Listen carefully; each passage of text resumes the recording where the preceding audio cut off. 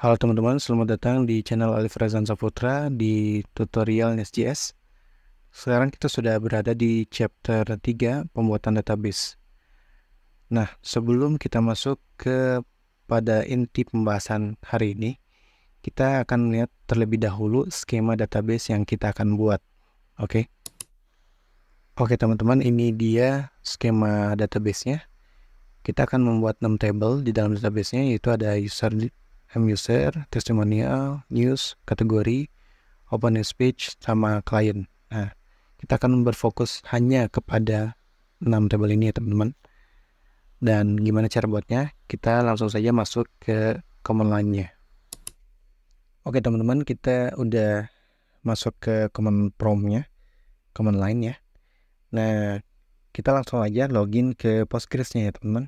Dengan cara PSQL -u besar, kemudian nama dari usernya. Oke, ini udah. Kemudian kita masukkan password yang pertama kali teman-teman masukin ya pas instalasi. Oke, masukin. Filter. Oke, berhasil. Nah, sebelumnya saya ingin memberitahu bahwa kalau teman-teman gagal dari PSQL ini, padahal sudah gagal menggunakan PSQL ini, command PSQL, padahal sudah terinstall di dalamnya itu Postgres di PC masing-masing atau di laptop masing-masing, silahkan teman-teman memperbaiki atau mengupdate environment variable teman-teman. Caranya gampang, caranya teman-teman tinggal lihat di video saya sebelumnya, yaitu di chapter 2 di tutorial Nest.js. Di sana ada cara untuk memperbaiki environment variable-nya itu teman-teman. Tinggal ikutin aja, nanti akan kembali bisa teman-teman untuk menggunakan PSQL-nya, command PSQL. Oke, sekarang kita akan coba ya untuk langsung membuat database-nya. Caranya gampang, tinggal create database, kemudian nama dari database-nya, portfolio underscore website, enter. Oke, perlu diketahui, ini udah berhasil teman-teman create database-nya. Perlu diketahui untuk penggunaan dari strip dan dash atau strip dan underscore, maaf, strip dan underscore. Saran saya untuk tidak menggunakan strip seperti ini, baik itu di nama dari database atau field dari kolom table atau dari nama tabelnya, karena penggunaan ini akan menjadi error ya. Kita akan coba ya website 1 ya, jadi syntax error, jadi dia kebacanya seperti syntax gitu ya teman-teman. Tapi kalau misalkan teman-teman mau buat tetap kekeh dengan strip itu, teman-teman bisa menggunakan double quote ya teman-teman, seperti ini, kemudian di enter. Nah, database-nya terbuat. Tapi saran saya jangan menggunakan strip. Oke, sekarang kita drop dulu database-nya. Drop dulu database-nya dan di enter. Oke, selanjutnya kita akan lihat database-nya apakah sudah terbuat dengan benar atau belum ya. Dan kita juga lihat owner-nya siapa. Caranya gampang, bisa list atau L ya, cara seperti ini. Kita coba ya, coba L. Oke, di sini nanti ada beberapa database yang saya blurkan. Namun kita lihat di sini portofolio websitenya sudah terbuat, oke, dengan ownernya Postgres. Dan di sini juga nanti kita akan menggunakan user baru ya. Kita tidak akan menggunakan user default, user Postgres, tapi kita menggunakan user baru. Kenapa? Karena ini adalah rekomendasi untuk security ya teman-teman. Jadi kalau misalkan satu user ini digunakan untuk banyak table, itu sangat tidak disarankan, karena jika orang lain sudah mengetahui username dan passwordnya, mereka bisa masuk ke ke database manapun gitu ya. Tapi kalau teman-teman menggunakan user baru setiap kali membuat database, itu kecil kemungkinannya teman-teman itu bisa ke-crack lah istilahnya gitu ya. Kalau misalnya udah tahu username passwordnya cuman itu doang, ya kan bisa masuk kemana-mana, istilahnya gitu. Oke, kita bersihin dulu ya tampilannya. Kita keluar dulu, exit, dan kita clear dulu. Ini boleh di copy lah, takut lupa. Oke, kita clearkan CLS. Oke. Next, kita langsung login, tapi login langsung ke database. Oke, caranya gampang. SQL -u Postgres, ini masih default. Kemudian ini D, -d, kemudian nama dari database-nya. Nah, yang tadi ya. Nah, ini portfolio website. Paste, enter. Masukin kodenya, passwordnya. Oke, berhasil ya teman-teman. Nah, beda kan? Ini berarti kita sudah terkonek dengan database portfolio website. Nah, jadi pembedanya di depan sini. Kemudian gimana cara kita untuk pengen connect ke database yang lain misalkan? Ya, dengan user yang sama kita bisa bolak-balik ganti ya, tanpa harus logout. Caranya tinggal garing gitu ya, garis miring, kemudian C, kemudian nama database-nya. Postgres.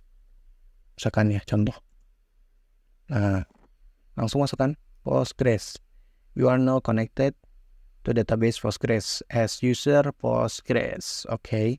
Nah, terus kita mau balik lagi nih ke portfolio website. Gampang ya, tinggal ini bantu biar copy aja. Kemudian kita C, garing C, kemudian di paste, enter. Oke. Kita masuk lagi ke portfolio website. Nah, itu cara untuk switch database. Sekarang kita masuk ke table. Oke. Kita akan buat table-tablenya, ke 6 tabel ya. Dimulai dari table user. Oke. Caranya mudah. Create table. Nama tabelnya harus sesuai dengan tidak menggunakan strip ya, strip. Jadi langsung underscore user. Di sini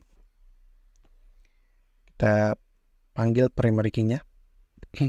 Primary key-nya tadi apa? User ID ya. User ID integer primary key, kemudian koma, terus di sini name kita pakai kodenya varchar, kemudian username ini varchar juga, kemudian password ini varchar, misalkan anggaplah 50, dan satu lagi username itu harus unik. Jadi kita tambahin di depan sini unique. Ya, seperti ini kurang lebih. Kemudian di enter. Oke, ada error.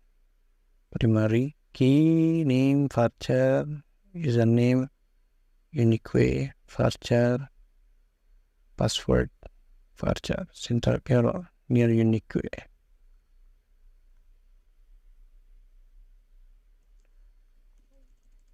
Dan terbalik ini.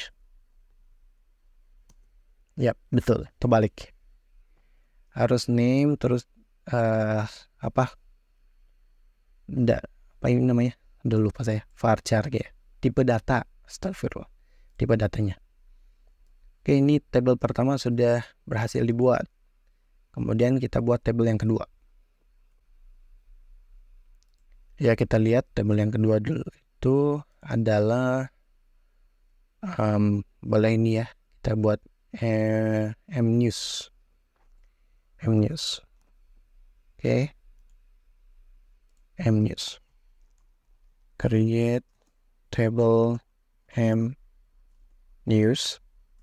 Nah, kita lihat lagi ini news ID, title, news detail, news ID, tarik K, terus bisa gini ya teman-teman, dari ke bawah. Terus title, news detail, title ini misalkan varchar 20, ini news detail, kita gunakan teks aja. Kemudian update date, created date, date ini bisa date time atau date aja, created date ini juga date. Kemudian user ID, nah ini kita akan bahas nanti. News kategori ID juga akan dibahas nanti karena itu relasi dari lain. Banner image, oke, banner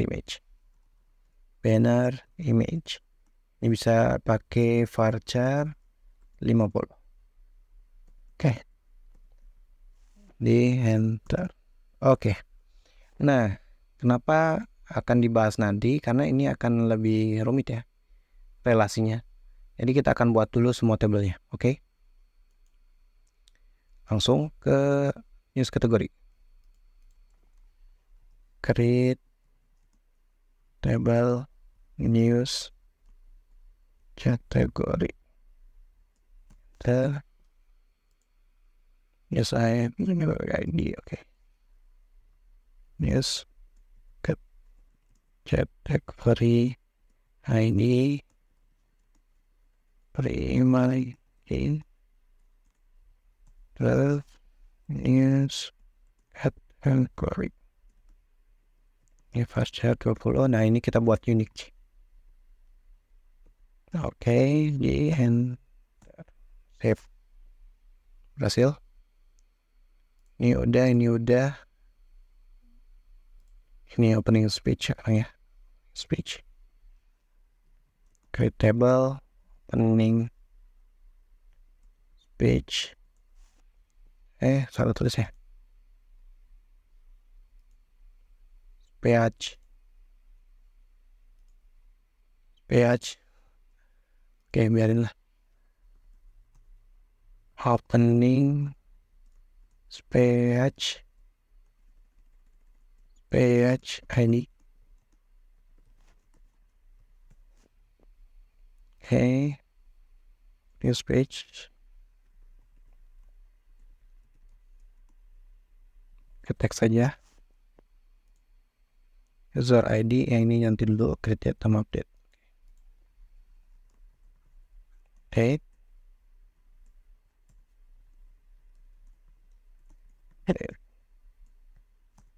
oke berhasil. Testimonial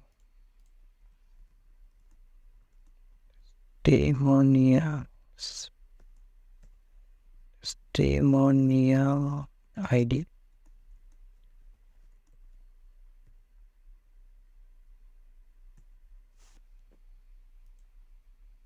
testimoni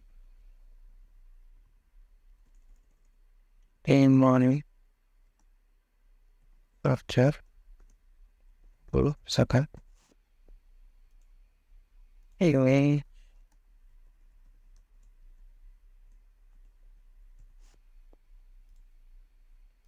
oke, date, created date. Oke, ini bahas nanti. Terakhir, client, create table client. Ini tidak sesuai dengan ininya ya, apa namanya, skema database-nya, tapi ya nggak apa-apa lah.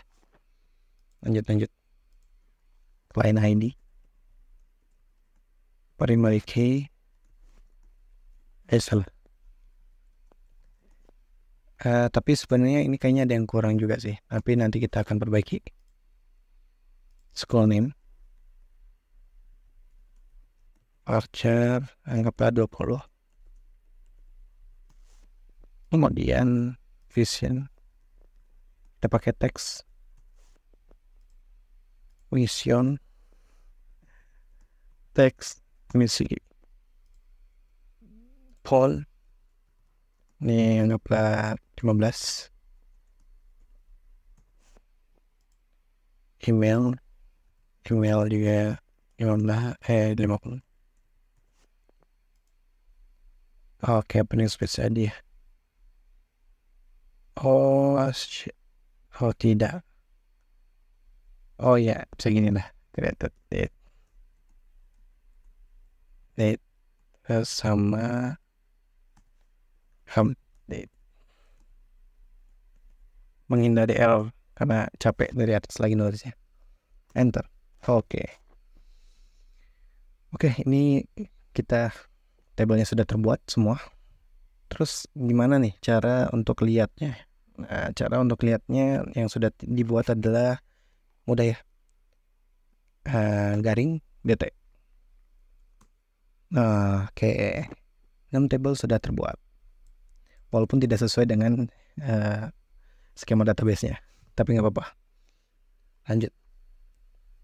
Nah, next di video selanjutnya, karena ini terlalu panjang tulisannya, di video selanjutnya kita akan memperbaiki beberapa hal tadi di dalam sini, terutama di primary ini seharusnya dia pakai serial biar dia bisa auto increment, dan juga kita akan buat relasinya ya, relasi antar tabelnya.